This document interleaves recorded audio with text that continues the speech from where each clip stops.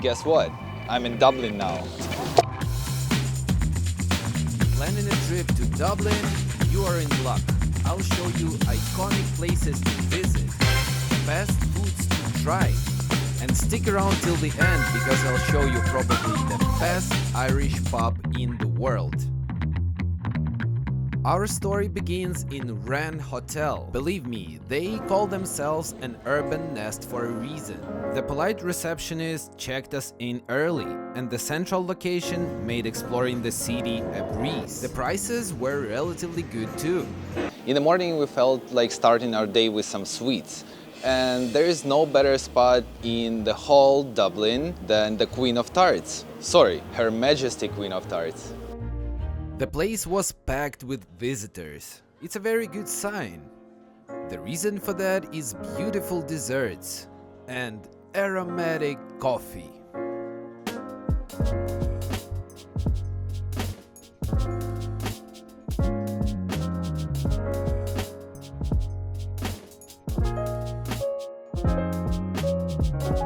The creamiest start in my life. So smooth, no crumbles, with a hint of Irish cream Baileys.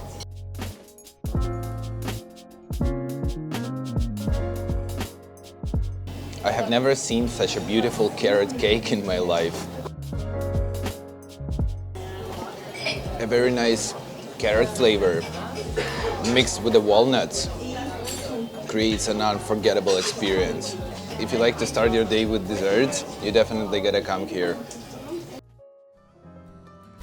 After enjoying delightful desserts, we ventured to O'Connell Bridge, one of the Dublin's iconic landmarks. In fact, it holds the unique distinction of being the only traffic bridge in Europe wider than it's long.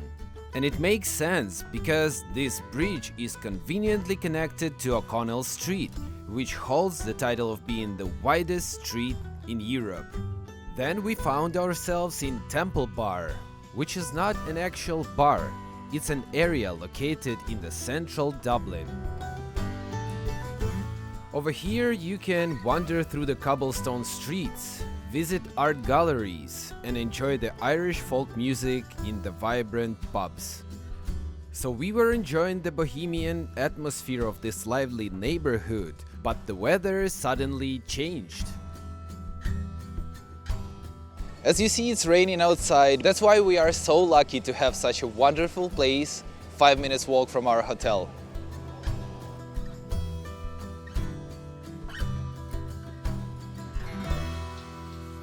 The Quez Irish restaurant, located in the heart of Dublin's Temple Bar. They specialize on traditional Irish dishes. I checked the menu and I feel like we still gotta follow the directions of the local people. So we're gonna go for the clam chowder soup and we're gonna go for the traditional Irish stew.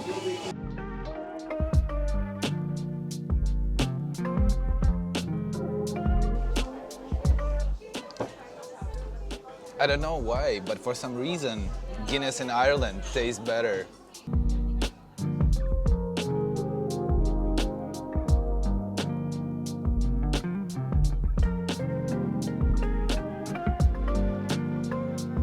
It's steaming so good.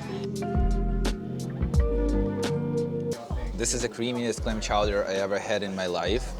It's steaming, it's super hot, with the amazing seafood aromas.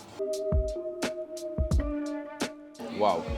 Traditional Irish stew was a staple dish for Irish cuisine for centuries. That's why I'm so excited to try it right now.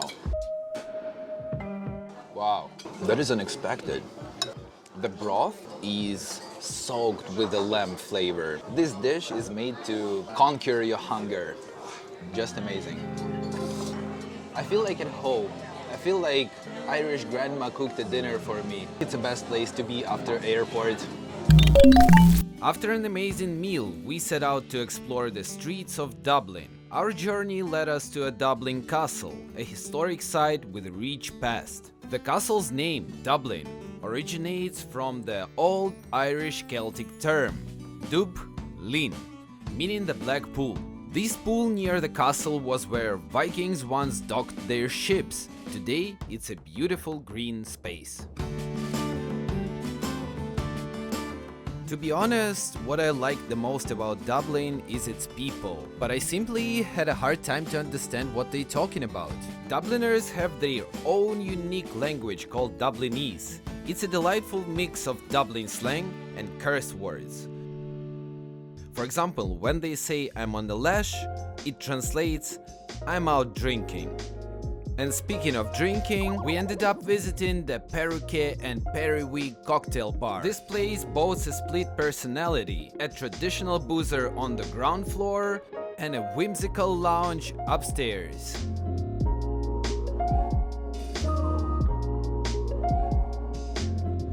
We asked waiter for the best cocktails, and we got what we asked for.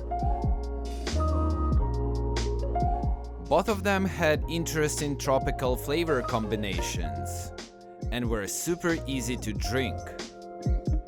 I definitely recommend this bar if you're a cocktail enthusiast. As they say, slanche. After that, we had to see the statue of one of my favorite writers, Oscar Wilde. It's located a stone throw away from the house where he once actually lived. Mr. Wilde is lounging on a large quartz boulder, rocking a green nephrite jade jacket. Then we went to explore another literary mecca for fans of James Joyce, Joyces Pharmacy. This is our copy of Ulysses in Ukrainian. I in fact made a film for the Ukraine about this particular place here. So this is our Ukrainian copy here. Wow. It's quite nice. We have a couple of translations from Ukrainian. The Ukrainians and the Irish are very similar.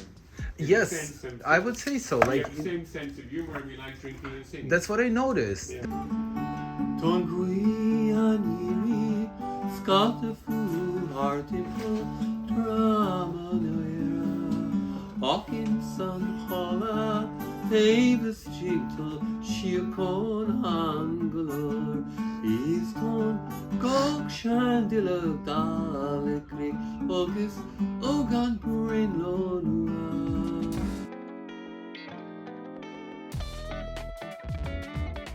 When we checked in, one of the guys at the reception recommended this bar, so we gotta check it out.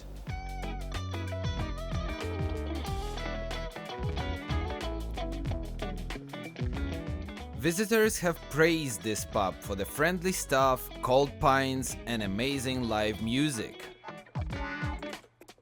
The food was okay, to be honest. I would give it 5 out of 10. However, it was a very much needed meal after such a long and interesting day.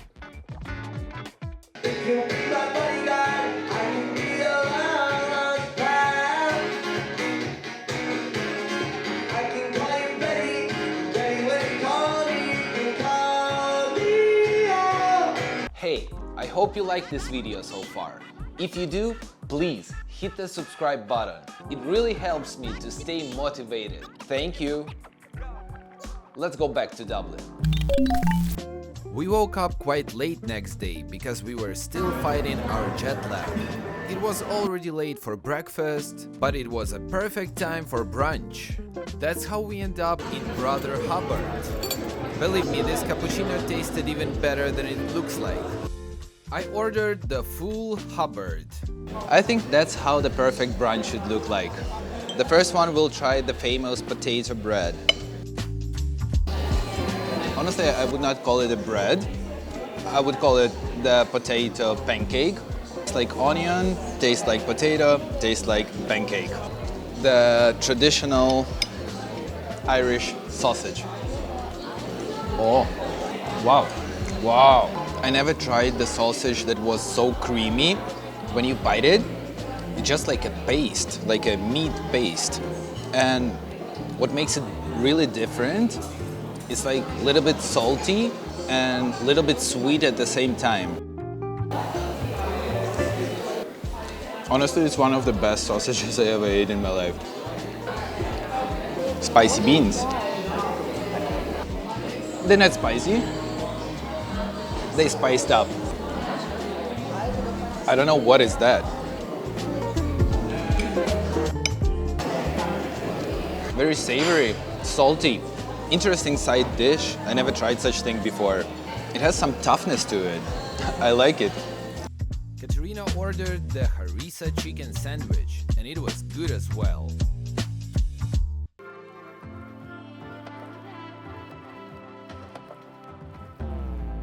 Continuing our journey in Dublin, we decided to visit the famous Book of Kells, one of the oldest books in existence. This masterpiece of medieval art is housed in the Trinity College Library. But our hopes were dashed when we found out that the tickets were sold out. Despite the setback, our spirits remained high. After all, every journey has its ups and downs. So we went to explore the vibrant surroundings of the college area. The lively student atmosphere was infectious. It reminded me of my student days. To be honest, these moments might have been even more meaningful to me than seeing the ancient Book of Kells. Today for the evening we booked a spot in one of the most significant places in Dublin. It's located outside of the city on the mountain. So we're gonna take the bus, and one of the bus stops is located nearby this very expensive hotel. It's for two for Nazar. Thank you. We are on our way to Johnny Fox Pub. Established in 1798, it's one of the oldest pubs in Ireland, and it holds a special place in the hearts of locals and visitors alike. As a matter of fact, this pub is known for being the highest pub in the country. Its location in the Dublin mountains adds to its charm.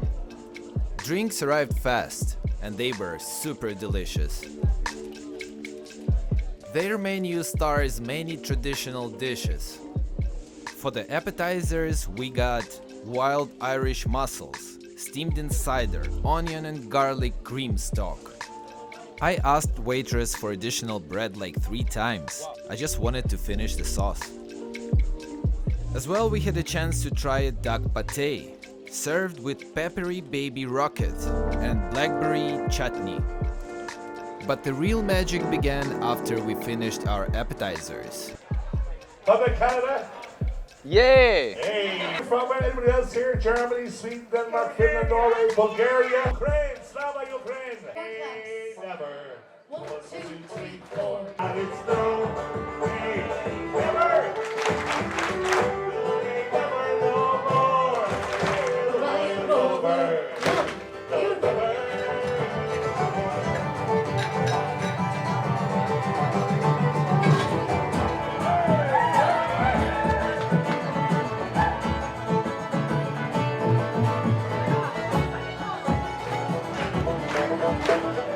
For the main course, I got an Irish lamb shank with potatoes and vegetables in a rich lamb and red wine jus.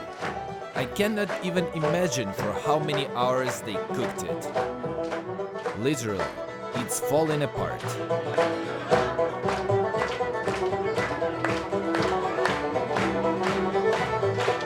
The other dish was Fox's seafood pie. It's a traditional seafood pie with hearty pieces of white and smoked fish. We selected shellfish and vegetables in the velouté sauce, topped with puff pastry. And to finish, we got a famous whiskey cake. It's a sponge cake flavored with chocolate and heavily laced with whiskey. So we finished our desserts, and apparently, it was just the beginning of the show.